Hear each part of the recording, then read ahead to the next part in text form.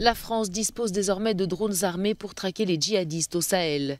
Chargés depuis 2014 d'observer les groupes armés dans cette immense zone désertique, les 3 drones américains Reaper actuellement déployés dans le cadre de l'opération Barkhane peuvent donc dorénavant faire feu sur des ennemis identifiés au sol.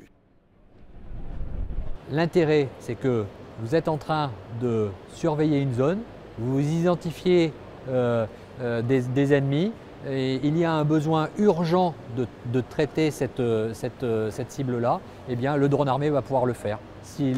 Bien évidemment, comme on l'a dit, l'homme est toujours dans la boucle, c'est l'homme qui décide, et c'est l'homme qui décidera d'utiliser cette capacité ou non. Un nouvel atout alors que la situation ne cesse de se dégrader au Sahel, en particulier dans la zone dite des 3 frontières entre Mali, Niger et Burkina Faso, en dépit de la mobilisation des 4500 militaires français de Barkhane.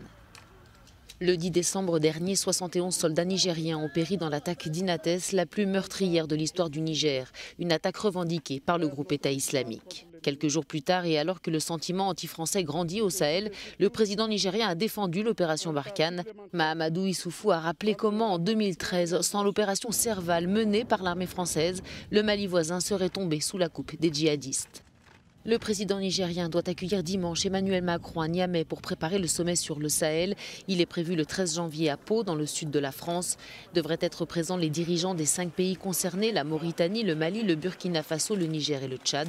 Un sommet exceptionnel voulu par Emmanuel Macron après la mort de 13 soldats français dans la collision de 2 hélicoptères le 25 novembre lors d'une opération de combat contre des djihadistes au Mali.